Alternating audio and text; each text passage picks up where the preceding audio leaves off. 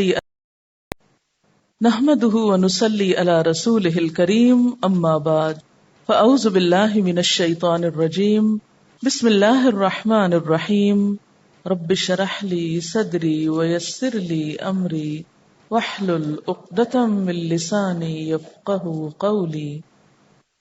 ابو سعید خدری نے ابو صعصع انصاری سے کہا تھا، میرا خیال ہے کہ تمہیں دیہات اور بکریاں زیادہ پسند ہیں۔ جب تم دیہات اور بکریوں میں رہو اور نماز کے لیے اذان دینا ہو تو بلند آواز سے دو، کیونکہ مؤذن کی آواز کو جہاں تک جن، انسان اور دوسری چیزیں سنتی ہیں وہ سب قیامت کے دن اس کی گواہی دیں گی۔ ابو سعید کہتے ہیں کہ یہ بات میں نے رسول اللہ صلی اللہ علیہ وسلم سے سنی، یعنی دراصل یہ آپ ہی کا فرمان ہے کہ انسانوں کے علاوہ، باقی مخلوق کے علاوہ جنات بھی انسان کی نیکی بدی کی گواہی دیں گے، اور خود جنوں میں بھی کچھ نیک ہوتے ہیں اور کچھ برے ہوتے ہیں۔ جیسا کہ میں نے آپ کو بتایا تھا کہ جنوں میں سے شیطان دراصل انسان کا دشمن ہے، یعنی سارے جنات انسان کے دشمن نہیں ہوتے، بعض جنات انسان کے مددگار بھی ہوتے ہیں، ان میں سے بعض نیک ہوتے ہیں، نیک لوگوں سے محبت رکھتے ہیں، اور بعض جگہوں سے یہ پتہ چلتا ہے کہ جب شریر جن انسانوں سے دشمنی کرتے ہیں، جیسے قرآن پاک میں بھی آتا ہے وَكَذَلِكَ جَعَلْنَا لِكُلِّ نَبِيٍّ عَدُوًّا شَيَاطِينَ الْإِنسِ وَالْجِنِّ، کہ ہم نے ہر نبی کے لیے دشمن بنایا کس کو؟ جن و انس کے شیطانوں کو، یعنی انسانوں میں شیطان بھی ہوتے ہیں اور جنات میں بھی۔ تو یہاں سے کیا پتہ چلتا ہے کہ بعض جن انسان کے دشمن ہوتے ہیں۔ اب انسان کو تو نہیں پتا چلتا کہ جنات اس کی طرف آ رہے ہیں اور دشمنی کر رہے ہیں اور اس کو نقصان پہنچانے لگے، لیکن جو مسلمان جن ہوتے ہیں وہ ان کو دیکھ رہے ہوتے ہیں، تو جب وہ حملہ آور ہونا چاہتے ہیں تو یہ مسلمان جن اس مسلمان کی طرف سے اس کا دفاع کرتے ہیں، یعنی پھر ان کی آپس میں ایک طرح سے کشمکش شروع ہو جاتی۔ ورنہ تو آپ دیکھیں کہ اگر ان کو کھلی چھٹی مل جائے اور ان کو ریزسٹ کرنے والا کوئی نہ ہو ایسے دشمنوں کو، تو انسان جہاں نہیں پہنچ سکتا وہاں جن دشمن پہنچ کے انسان کو کہیں پٹخا دیں، تو ایسا وہ نہیں کر سکتے، کیونکہ ان کو بھی آگے رکاوٹوں کا سامنا ہوتا ہے، اور وہ رکاوٹیں کس کی طرف سے آتی ہیں؟ مسلمان جنات کی طرف سے۔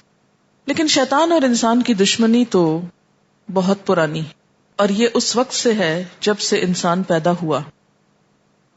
صحیح مسلم میں ہے، حضرت انس سے روایت ہے کہ نبی صلی اللہ علیہ وسلم نے فرمایا، جب اللہ نے جنت میں آدم کا ڈھانچہ بنایا تو اس کو جب تک چاہا کچھ مدت تک کے لیے اپنی حالت پر چھوڑ دیا۔ اس کا معائنہ کرنے کے لیے شیطان آس پاس چکر لگانے لگا کہ یہ کیا بن رہا ہے۔ جب شیطان نے دیکھا کہ ڈھانچہ کھوکھلا ہے، سمجھ گیا کہ اللہ نے ایسی مخلوق پیدا کی ہے جس کو اپنی ذات پر قابو نہیں۔ جب اللہ نے آدم کے ڈھانچے میں روح پھونکی، فرشتوں کو حکم دیا کہ آدم کو سجدہ کریں، چونکہ ابلیس آسمان کے فرشتوں کے ساتھ اللہ کی عبادت کرتا تھا، اس لیے اس حکم کے تحت اس پر بھی سجدہ کرنا واجب تھا، مگر احساس برتری میں اس نے سجدہ کرنے سے انکار کر دیا۔ قال انا خیر منہ، میں تو زیادہ عظیم تر ہوں، انسان نہیں، یا میں آدم سے بہتر ہوں۔ انا خیر منہ خلقتنی من نار وخلقتہ من طین، مجھے تو نے آگ سے پیدا کیا اور اس کو مٹی سے بنایا۔ حضرت آدم نے آنکھیں کھولی تو دیکھا کہ ان کی عزت ہو رہی ہے، فرشتے ان کے سامنے جھکے ہوئے ہیں، لیکن وہاں انہوں نے یہ بھی دیکھا کہ ایک خوفناک دشمن ہے جو ان کی اور ان کی نسلوں کی تباہی اور گمراہی کا نشان بنا کھڑا ہے۔ اللہ تعالیٰ نے شیطان کو تکبر کی وجہ سے جنت سے بے دخل کر دیا، اور شیطان نے بھی یہ وعدہ کیا کہ اگر وہ قیامت تک زندہ رکھا جائے تو وہ انسان کو خوب بھٹکائے گا۔ سورۃ الاعراف میں آتا ہے قال انظرنی الی یوم یبعثون، کہنے لگا مجھے مہلت دی جائے اس دن تک جب لوگ دوبارہ اٹھائے جائیں گے۔ قال انک من المنظرین، اللہ تعالیٰ نے فرمایا تو مہلت دیے جانے والوں میں سے۔ تو یہاں مہلت کا مطلب کیا ہے؟ زندگی اور کام کی آزادی۔ سورۃ الاعراف ہی میں پڑھا آپ نے قال فبما اغويتني لاقعدن لهم صراطك المستقيم ثم لآتينهم من بين ايديهم ومن خلفهم وعن ايمانهم وعن شمائلهم ولا تجد اکثرهم شاکرین.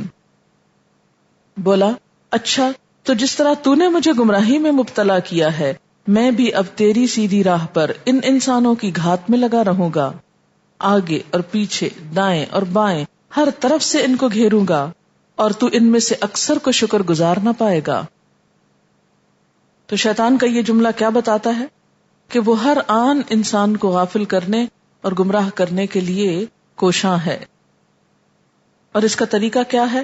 دلوں میں وسوسہ ڈالتا ہے اور بری چیزوں کو خوبصورت بنا کے دکھاتا ہے. اور اللہ تعالیٰ نے بھی اس کو آزادی دی اور کیا فرمایا؟ وَاسْتَفْزِزْ مَنِ اسْتَطَعْتَ مِنْهُمْ، تو جس کو اپنی دعوت سے پھسلا سکتا ہے پھسلا لے، بِصَوْتِكَ اپنی آواز کے ساتھ، وَأَجْلِبْ عَلَيْهِمْ بِخَيْلِكَ وَرَجِلِكَ اور ان پر اپنے سوار اور پیادے چڑھا لا. تو اس سے کیا پتا چلتا ہے کہ شیطان کے پھسلانے کے طریقے کیا ہیں؟ ان میں نمبر 1 بِصَوْتِكَ آواز. کبھی سنی آپ نے شیطان کی آواز؟ لیکن اللہ تعالیٰ نے ہمیں تنبیہات کی اور ہمیں خبردار کیا کہ تم شیطان کی بات نہ ماننا. سورۃ الاعراف میں فرمایا یا بنی آدم لا یفتننکم الشیطان، اے بنی آدم ایسا نہ ہو کہ شیطان تمہیں فتنے میں مبتلا کر دے. سورۃ فاطر میں فرمایا ان الشیطان لکم عدو، کہ شیطان تمہارے لیے دشمن ہے. فاتخذوہ عدوا، تم اس کو دشمن سمجھو. اور جو دشمن سمجھنے کی بجائے اس کو دوست بنائے گا، فرمایا وَمَن يَتَّخِذِ الشَّيْطَانَ وَلِيًّا مِّن دُونِ اللَّهِ فَقَدْ خَسِرَ خُسْرَانًا مُبِينًا. اس شیطان کو جس نے اللہ کی بجائے اپنا ولی اور سرپرست بنا لیا وہ کھلے نقصان میں پڑ گیا. انسان دشمنی میں اس نے پہلے ہی دن چیلنج کر دیا. قال ارأيتك هذا الذي كرمت علي لئن اخرتني الى يوم القيامة لأحتنكن ذريته الا قليلا. وہ بولا دیکھ تو صحیح، کیا یہ اس قابل تھا کہ تو نے اسے مجھ پہ فضیلت دی؟ اگر تو مجھے قیامت کے دن تک مہلت دے تو میں اس کی پوری نسل کی بے کنی کر دوں گا، بس تھوڑے ہی لوگ مجھ سے بچ سکیں گے. تو شیطان کے بنیادی اغراض اور مقاصد کیا ہیں؟ کہ لوگ اسی کی طرح کا اخلاق اور کردار اختیار کر لیں، اس کے اعلی کار بن جائیں، اللہ کی بجائے اس کی مرضی کے تابع ہو جائیں اور ان کو اپنے ساتھ جہنم میں لے جائے. اس کے لیے وہ کیا کرتا ہے؟ سب سے پہلا کام کہ انسانوں کو کفر اور شرک میں مبتلا کرتا ہے. کمثل الشیطان اذ قال للانسان اکفر فلما کفر قال انی بریء منک. ان کی مثال شیطان کی سی ہے کہ پہلے وہ انسان سے کہتا ہے کہ کفر کر، اور جب انسان کفر کر بیٹھتا ہے تو وہ کہتا ہے کہ میں تجھ سے بری الذمہ ہوں. صحیح مسلم میں ایاز ابن حمار سے روایت ہے کہ نبی صلی اللہ علیہ وسلم نے ایک دن خطبہ دیا. آپ نے خطبہ میں فرمایا لوگو مجھے اللہ نے حکم دیا ہے کہ تمہیں وہ بات بتاؤں جس سے تم نہ آشنا ہو، اور وہ بات اللہ نے مجھے آج ہی بتائی ہے کہ میں نے جو کچھ اپنے بندے کو عطا کیا وہ اس کے لیے حلال ہے، اور میں نے تمام بندوں کو دین حنیف پر پیدا کیا، لیکن شیطانوں نے آ کر انہیں اپنے دین سے پھیر دیا اور میرے ساتھ ایسی چیزوں کو شریک کرنے کا حکم دیا جن کے لیے میں نے کوئی سند نازل نہیں کی. دوسری بات یہ کہ جب وہ انسانوں کو کفر میں مبتلا نہیں کر سکتا تو گناہوں میں مبتلا کر دیتا ہے. یعنی اگر کوئی شخص اس کے کہنے پر کافر نہ بنے، شرک نہ بھی کرے، تو گناہوں میں ضرور پڑ جاتا ہے. ابن ماجہ میں حضور صلی اللہ علیہ وسلم کی روایت ہے، آپ نے فرمایا لوگو سنو، شیطان اس بات سے قطعی نا امید ہے کہ اس کی اس شہر میں عبادت ہوگی یعنی مکہ میں، مگر کچھ اعمال جن کو تم معمولی اور حقیر سمجھتے ہو ان میں اس کی اطاعت کی جائے گی اور وہ اسی سے خوش ہوگا. یعنی کفر اور شرک میں تو نہیں مبتلا ہوگے لیکن اس کے کہنے پر گناہ کرو گے. صحیح بخاری میں ہے، شیطان اس بات سے نا امید ہے کہ جزیرہ عرب میں نماز پڑھنے والے اس کی پرستش کریں گے، لیکن ان کو ایک دوسرے کے خلاف برانگیختہ کرنے کے سلسلے میں وہ نا امید نہیں ہے، یعنی آپس میں خوب لڑائیاں کروائے گا.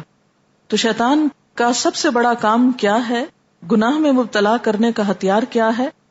انما یرید الشیطان ان یوقع بینکم العداوۃ والبغضاء فی الخمر والمیسر ویصدکم عن ذکر اللہ وعن الصلاۃ فہل انتم منتہون. شیطان چاہتا ہے کہ شراب اور جوئے کے ذریعے تمہارے درمیان عداوت اور بغض ڈالے، یعنی وہ انسانوں کے درمیان عداوت اور بغض پیدا کرتا ہے. جب آپ کی کسی سے عداوت ہو جائے، دشمنی ہو جائے، اس کے بارے میں دل اچھا نہ رہے تو سب خرابیاں شروع ہو جاتی ہیں.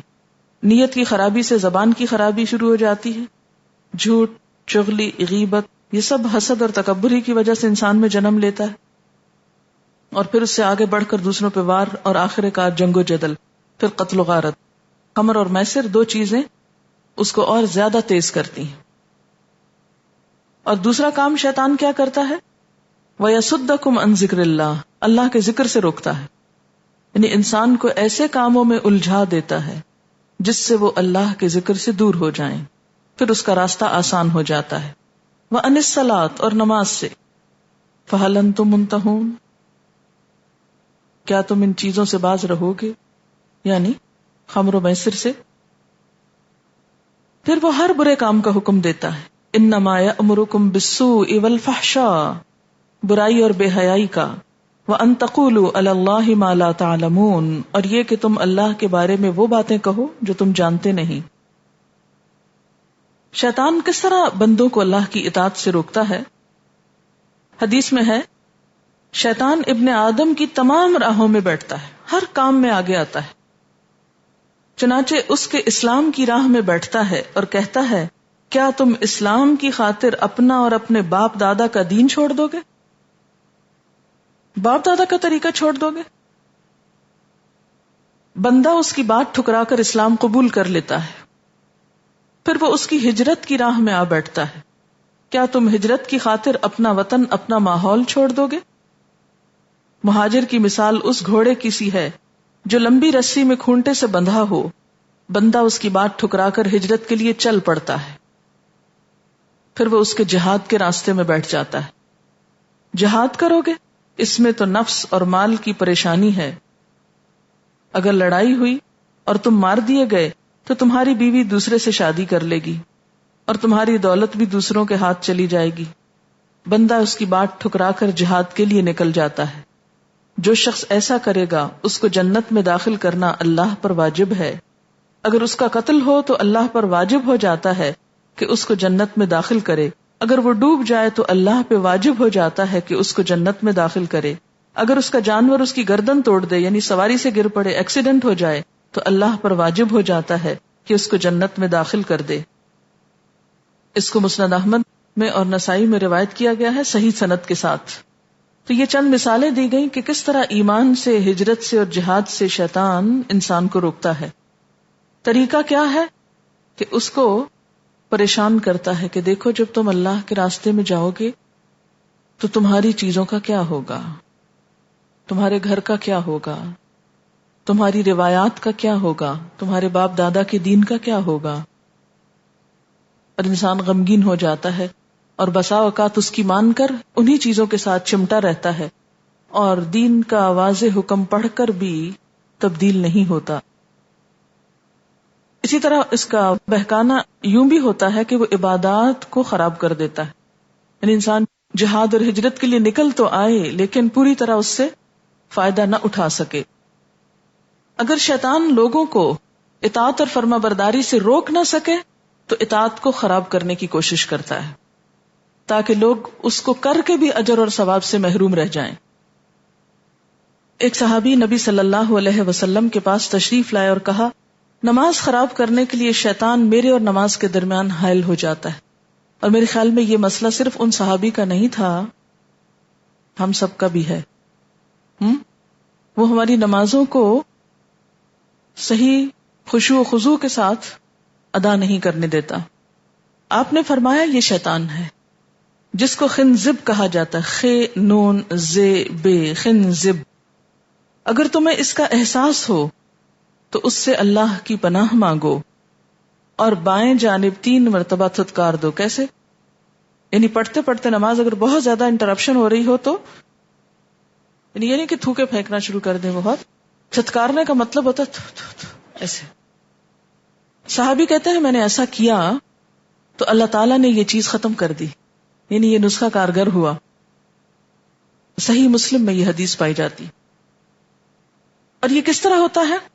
یعنی جب بندہ نماز شروع کرتا ہے تو شیطان اس کے دل و دماغ پہ سوار ہو جاتا ہے اور اس کے دل میں ہزاروں خیال ڈالتا ہے اور اللہ سے بالکل غافل کر دیتا ہے. انسان نماز کی حالت میں ہوتے ہوئے بھی گویا نماز نہیں پڑھ رہا، اس کو پتہ ہی نہیں ہوتا کہ وہ پڑھ کیا رہا ہے. صحیح مسلم میں ہے کہ نبی صلی اللہ علیہ وسلم نے فرمایا جب شیطان کو اذان کی آواز آتی ہے تو بھاگنے لگتا ہے تاکہ آواز نہ سن سکے. اذان ہونے پر وہ پھر واپس آ جاتا ہے، پھر وسوسے پیدا کرتا ہے، پھر اقامت کی آواز سنتا ہے تو بھاگ جاتا ہے تاکہ اس کی آواز نہ سن سکے.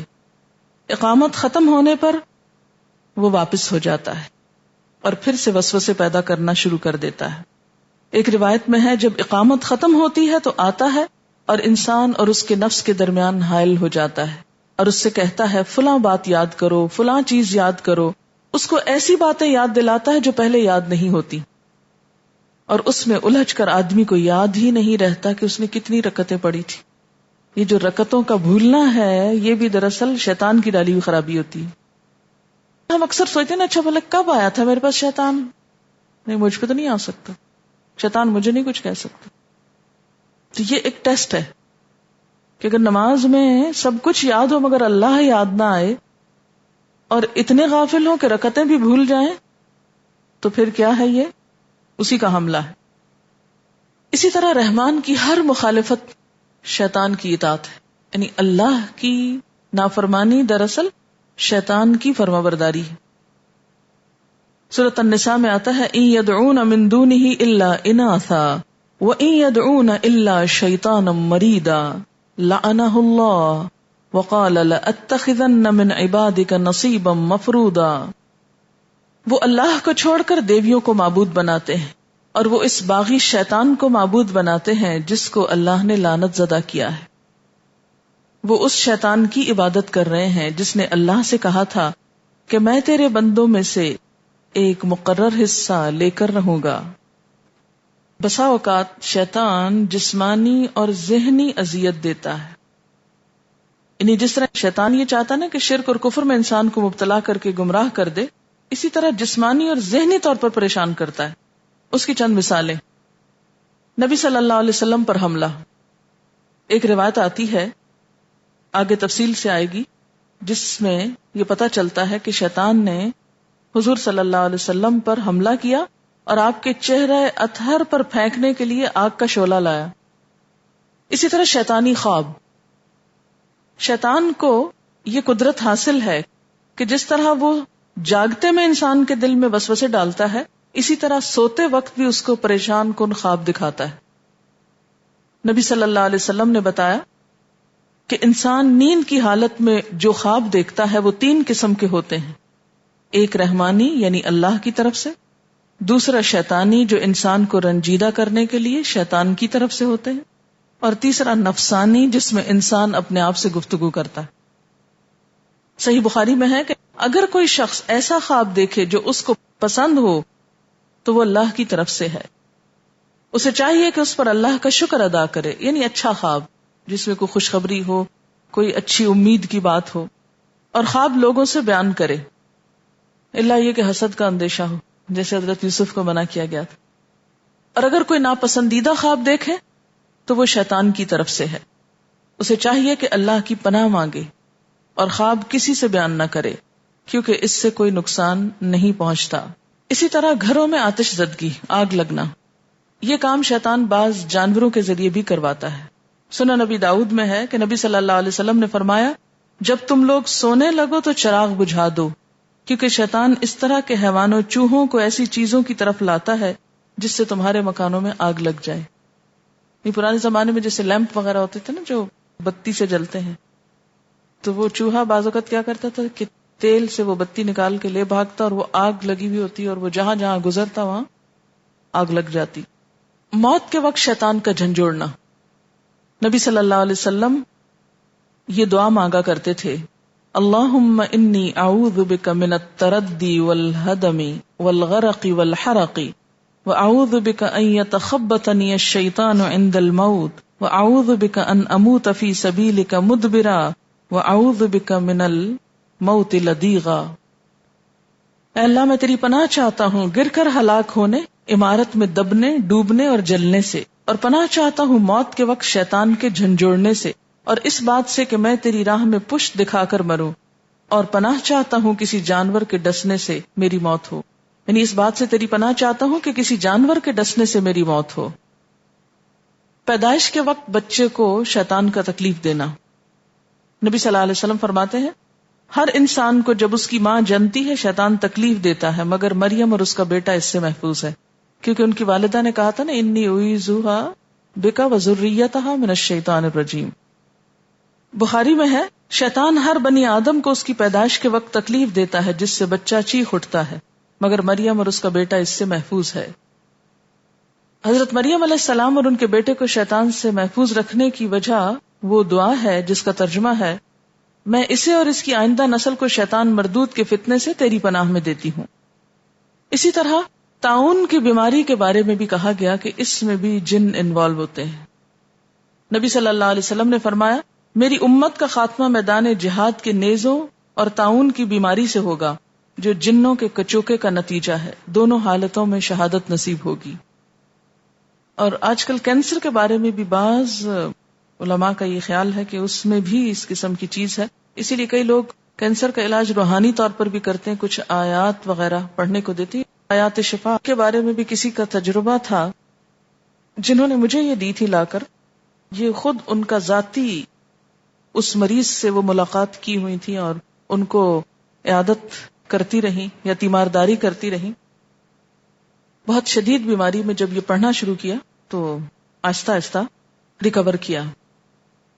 حضرت ایوب علیہ السلام کی وہ بیماری جو تھی نا زخموں کی، کینسر بھی زخم ہی ہوتا ہے نا، ایک طرح سے پھوڑا ہی ہوتا ہے. حضرت ایوب علیہ السلام کی جو سکن ڈیزیز تھی اس میں بھی شیطان کا ذکر ملتا ہے. قرآن پاک میں آتا ہے وَاذْكُرْ عَبْدَنَا أَيُّوبَ إِذْ نَادَى رَبَّهُ أَنِّي مَسَّنِيَ الشَّيْطَانُ بِنُصْبٍ وَعَذَابٍ. اور ہمارے بندے ایوب علیہ السلام کا ذکر کرو جب اس نے اپنے رب کو پکارا کہ شیطان نے مجھے تکلیف اور عذاب میں ڈال دیا ہے، یعنی اس بیماری میں مبتلا کر دیا ہے. ایک طرح سے ایک اور بیماری نبی صلی اللہ علیہ وسلم نے استحاضہ کو، یعنی خواتین کی وہ بیماری جس میں پیریڈز کے علاوہ سپاٹنگ ہوتی ہے، اس کے بارے میں فرمایا کہ یہ شیطان کی رگڑ کی وجہ سے ہوتا ہے، یعنی اس میں بھی اس کی یعنی جسمانی طور پر اذیت شامل ہے. انسان کے کھانے پانی اور گھر میں بھی شیطان کا حصہ ہوتا ہے. اللہ تعالیٰ نے فرمایا ان کے مال اور اولاد میں اپنا حصہ لگا. حدیث میں ہے جب ہم نبی صلی اللہ علیہ وسلم کے ساتھ کسی کھانے میں شرکت کرتے تو اس وقت تک اپنا ہاتھ نہ بڑھاتے جب تک آپ خود شروع کرنے کے لیے اپنا دست مبارک نہ بڑھا دیتے. یعنی سب سے پہلے آپ اپنا ہاتھ آگے بڑھاتے، جتنے لوگ ہوتے وہ انتظار کرتے. ایک مرتبہ ہم آپ صلی اللہ علیہ وسلم کے ساتھ کھانے میں شریک ہوئے. ایک بچی تیزی سے آئی گویا کہ کوئی اس کا پیچھا کر رہا ہو اور کھانے میں ہاتھ بڑھانے لگی. نبی صلی اللہ علیہ وسلم نے اس کا ہاتھ پکڑ لیا.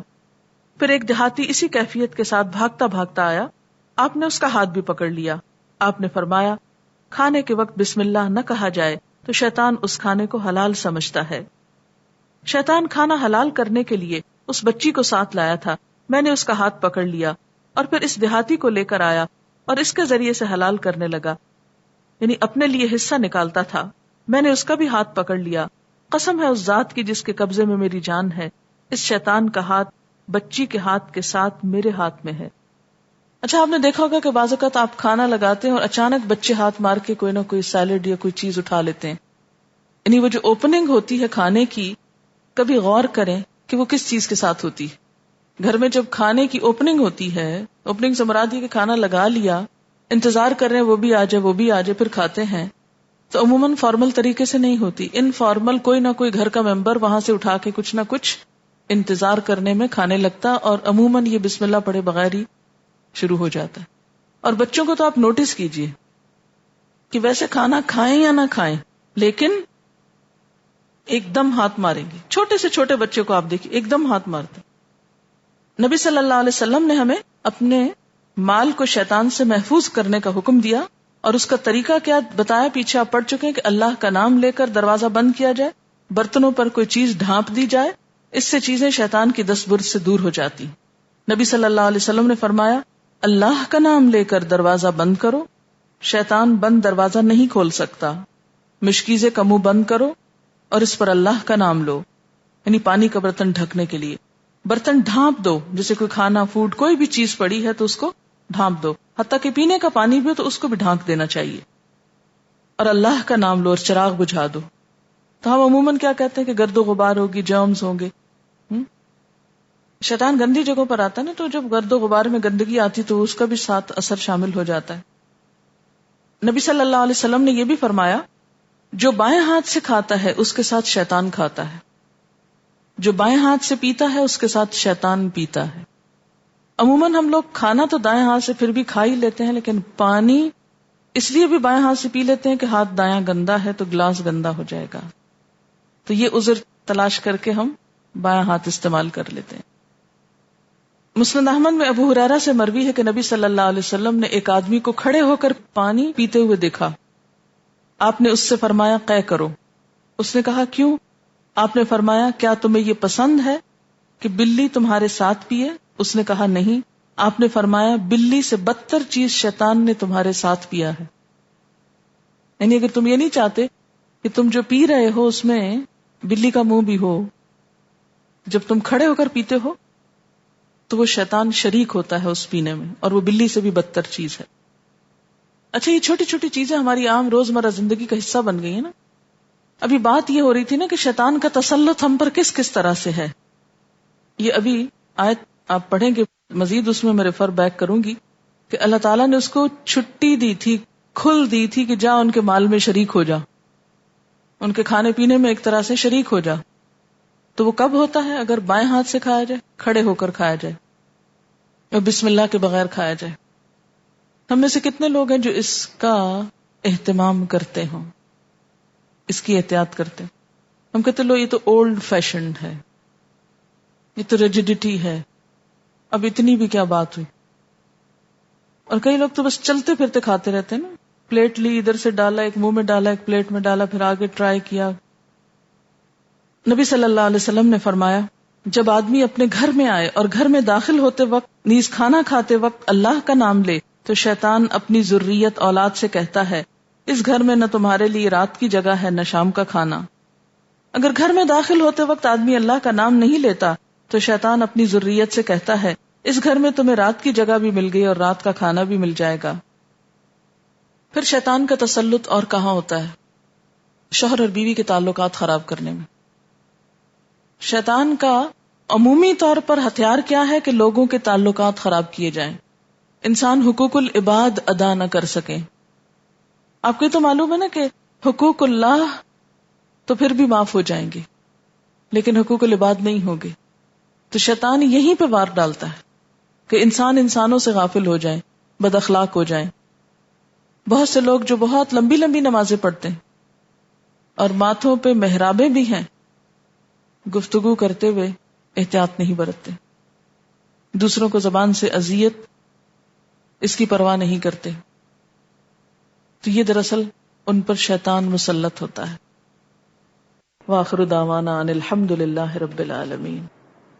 سبحانک اللہم وبحمدک نشہد ان لا الہ الا انت نستغفرک ونتوب الیک. السلام علیکم ورحمۃ اللہ وبرکاتہ.